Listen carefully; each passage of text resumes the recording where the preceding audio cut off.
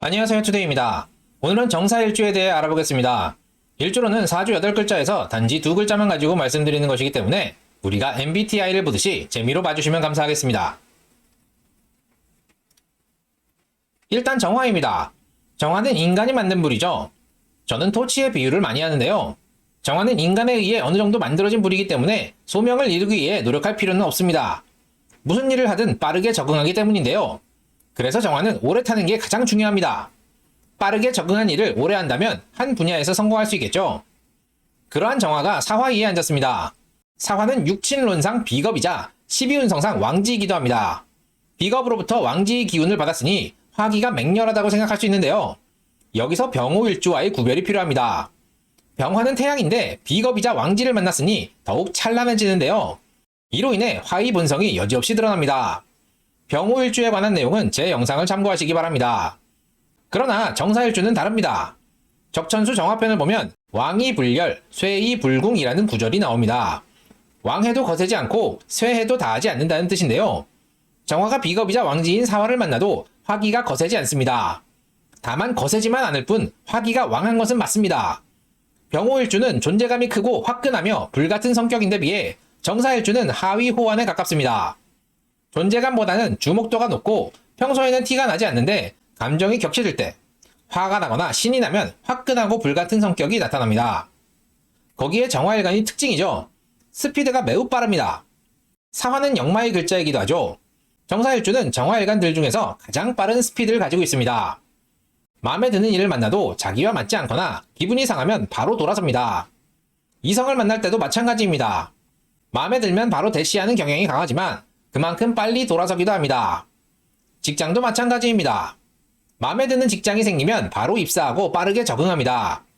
한 달 안에 계속 다닐지 말지를 결정합니다. 그리고 1년을 채우면 다른 직장으로 옮기려는 성향이 강합니다. 실증이 나기 때문입니다. 그래서 정사일주분들은 30세 이후 직장보다는 사업이나 프리랜서를 하려는 경향이 높습니다. 직장 생활을 하더라도 출장이 잦거나 자유도가 높은 직장을 선호합니다. 그렇지 않으면 실증을 느끼기 때문입니다. 배우자 공으로 보면 일지에 비겁이 들었습니다. 병호일주와 다른 점은 사화의 지장간에 경금 재성이 들었다는 겁니다. 남자의 경우 일지에 비겁이 있으면 배우자가 친구 같습니다.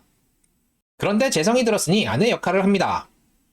남자 정사일주의 배우자는 친구이자 아내입니다. 정사일주가 실증이 나지 않게 잘 놀아주면서 며느리, 배우자, 엄마로서의 역할을 합니다. 다만 지장간이므로 아내의 역할을 다 잘하지는 못합니다. 며느리 역할을 잘 못한다든지 애를 잘 못 본다든지 하는 부분이 생깁니다. 그래도 괜찮습니다. 정사일주는 30세 이후 여기저기 돌아다니느라 바쁘니 집에 잘 못 들어오는 경우도 많습니다. 집에 들어오는 날에만 친구이자 아내가 되면 됩니다. 정사일주 입장에서는 매우 만족할 만한 아내를 얻게 됩니다. 여자 정사일주의 경우 배우자 궁에 비겁이 들면 맞벌이를 하는 경우가 많습니다. 남편만 바라보고 사는 삶은 실증이 나기 때문입니다.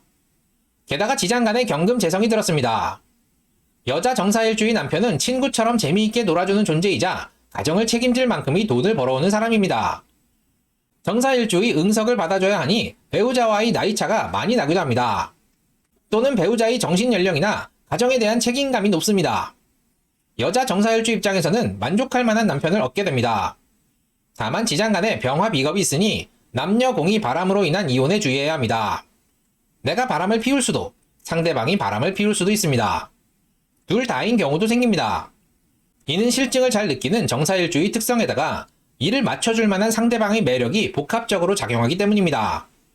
이를 옆에서 지켜보는 병화는 정사일주와 놀러 다니고 싶어 하거나 정사일주의 매력적인 배우자에게 관심을 가지게 됩니다. 그래서 정사일주분들은 결혼에 신중을 기하시는 게 좋습니다. 결혼을 늦게 하시는 것도 한 방법입니다.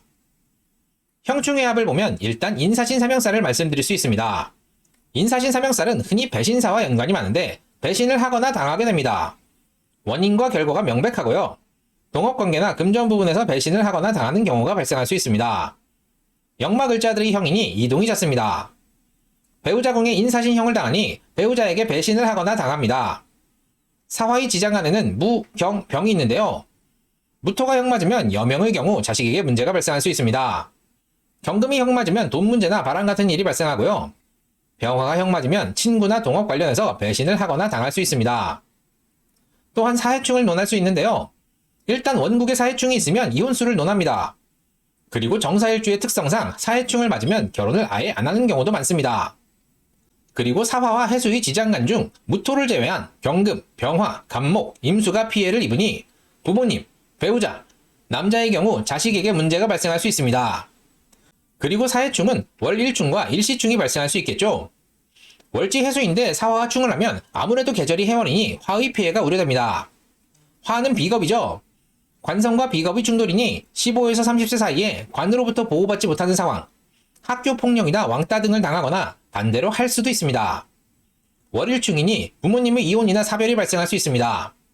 물론 배우자와의 이혼도 가능합니다. 역마이충이니 성장기에 이동수를 강하게 읽어줍니다. 일시충은 시지에 해수가 있는 경우겠죠.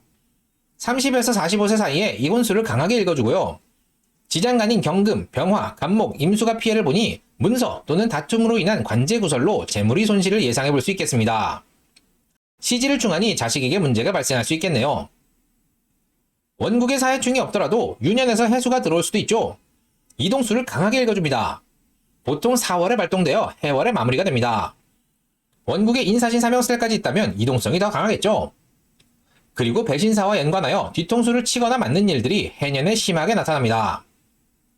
오늘은 정사일주에 대해 알아보았는데요. 다시 한번 말씀드리지만 일주로는 사주의 MBTI 정도로 재미로 즐겨주시면 좋겠습니다. 도움이 되셨나요? 도움이 되셨다면 구독과 좋아요, 알림 설정 꼭 부탁드립니다. 그럼 이만 마치도록 하겠습니다. 감사합니다.